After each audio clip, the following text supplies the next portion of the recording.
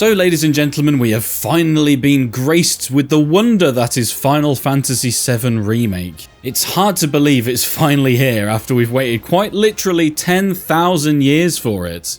Ever since they released the tech demo back on the PS3, fans have been crying out to see what a modernisation of this timeless classic would be like, and finally it is here. This will be a spoiler-free video. However, as spoilers are completely subjective to each individual, I should make it clear that this is a full review. So I will be talking about my feelings towards the game in its entirety, including the ending. I promise I will not be telling you what the ending is, but if you feel that just hearing my thoughts is too much, then maybe this video isn't for you. I will be saving my thoughts on that until the end though, and I will warn you beforehand, so you may want to stick around until then. So what is the Final Fantasy VII Remake?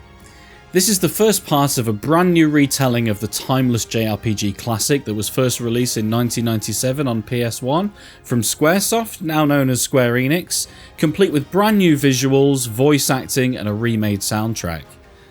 This first part consists of the entirety of the first portion of the game set in the sprawling metropolis known as Midgar. Those of you familiar with the original will know that this is actually only a small part of the entire story arc, which in the original can be completed in just a few hours.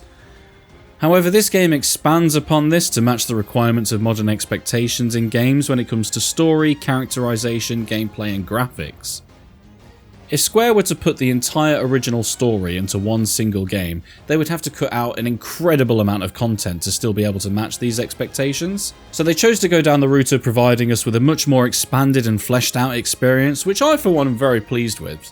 The story revolves around our main protagonist and mercenary for hire, Cloud Strife, who has been recruited by a group of eco-warriors known as Avalanche, who are determined to save the planet from the evil corporation Shinra, who are using Mako, the lifeblood of the planet, to power their industrial mechanizations.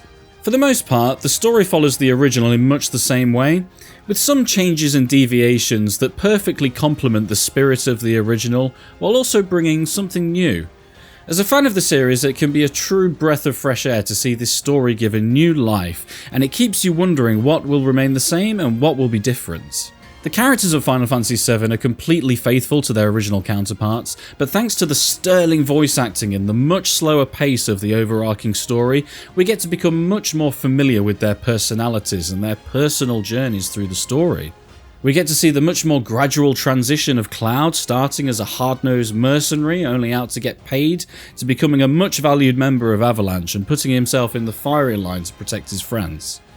Barrett also more gradually goes from being the beefed up tough nut who is extremely hostile and distrustful of Cloud into a gentle giant. Personally, I was never a big fan of Barrett in the original, but I can safely say that in the remake he is easily my favourite character. Some of the best comedic moments in the game come from him, and it honestly filled me with joy whenever he was a member of the party. Characters that got very little screen time in the original also get far more fleshed out here. Characters such as Jesse, Biggs and Wedge are at the forefront of the story for a good length of this game, and you spend a considerable amount of time with them. I know a lot of fans were looking forward to this, and I guarantee that this is something that will not disappoint. Particularly Jessie, as in the original she was mildly flirty with Cloud, but here she seems to be on a completely relentless pursuit towards him. People really aren't lying when they say that she is thirsty for a bit of Cloud. Because of all this additional time with Avalanche, it's great to see how their feelings towards Cloud change. Despite Cloud's childhood friend Tifa being present, and everyone but Barrett is generally nice to him, Cloud is the newbie and you can clearly see that there is a divide between him and the Avalanche members, and it's fascinating to see that divide gradually disappear. Of course, there are new characters as well. Some stand out more than others, such as Sam, the owner of the Chocobo Ranch at Wall Market, and Marl, who is a kind of motherly figure to the occupants of the Sector 7 slums, both of which are pretty meh. But this is balanced out by the interesting ones such as Andrea, the proprietor of the Honeybee Inn, and Madam M, who runs a hand massage parlour. Overall, the more fleshed out characters are what truly makes Final Fantasy VII Remake a pleasure to play. Just as with the characters, the world has been expanded and fleshed out. Surprisingly, Square chose not to make Midgar open world, which for me was absolutely the right decision. They could have very easily done this in a similar way to Final Fantasy XV and had the world full of a whole lot of nothing, with endless fetch quests and kill this enemy quests. However, by keeping the world limited, it keeps the emphasis of the game far more on what is happening with the narrative. And while there are side quests in this game, there really isn't many of them, and they generally have their own small individual narratives, which is far more meaningful than the typical pile of fetch quests in modern gaming. Some may argue that because of this, the game is linear, which it is. However, I don't consider that to be a bad thing. Like previous Final Fantasies, including the original Final Fantasy VII, the level designers have mitigated this by having branching paths and areas to explore, with rewards for doing so. This is done far more effectively than some other games in the series, and as previously mentioned, this contained world puts far more emphasis on the story at hand, and it never feels like you are deviating away from the threat at hand. The battle system in Final Fantasy VII Remake has had a complete overhaul, introducing new mechanics that should appease both fans of the classic turn-based ATB systems and the more modern action-based systems. Personally, I've always been more of a fan of turn-based games, mainly due to the more tactical nature of them while being able to plan out your next course of action. As a fan of turn-based games, I can happily say that I absolutely love this new system. With this new system, you have an active time battle bar which fills as you execute standard attacks. Once it is filled enough, you can slow down time, giving you the opportunity to execute either a character-specific ability, or magic, or use items. You are freely able to switch between party members at the press of a button to fully utilise every character's strengths. And this excellent mixture of the two really does seem to achieve what JRPGs have been trying to create for years now, which is a system that has all the tactical and patient positives of turn-based, but the excitement of action-based. Sadly, that doesn't mean it doesn't have its flaws. When you finally get access to spells such as Curaga or Fire, for example, there is a cast time that can be easily interrupted, which can become very frustrating, especially since it still expends your ATB meter.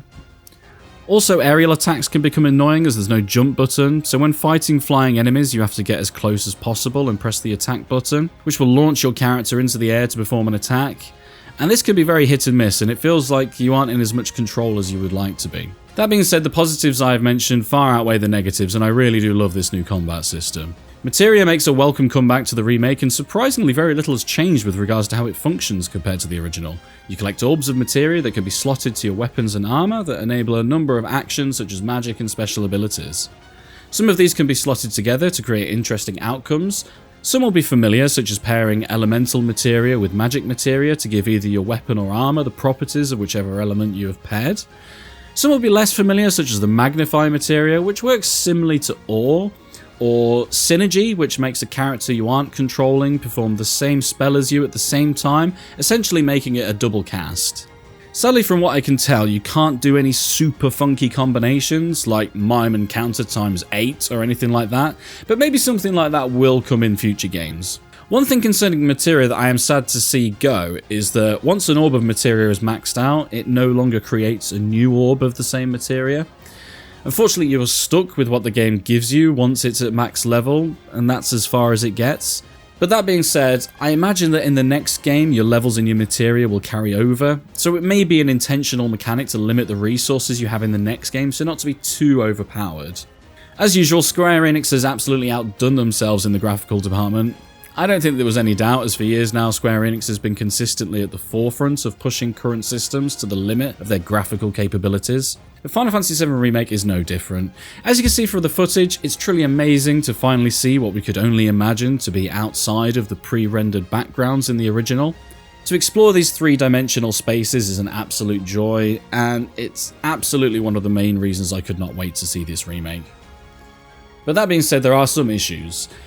There are occasions where the textures take time to fully render, and in some instances the textures are just outright poor. In particular for me, I'm sure if you've played this, you will know exactly what I mean, but near the start of the game there is a particular door where it is very obvious that the texture is not as high quality as the rest of the game up to this point, and it really bothered me. Usually poor textures occur in the background or on areas that you aren't really expected to look at for long, but this was really quite prominent. I don't know if it's because I played this on a launch PS4 and not a PS4 Pro, but I'm sure it will get patched out eventually. The soundtrack to this game is also as expected, absolutely stunning, with many familiar tunes present that have been rebuilt from the ground up, also with some brand new tracks.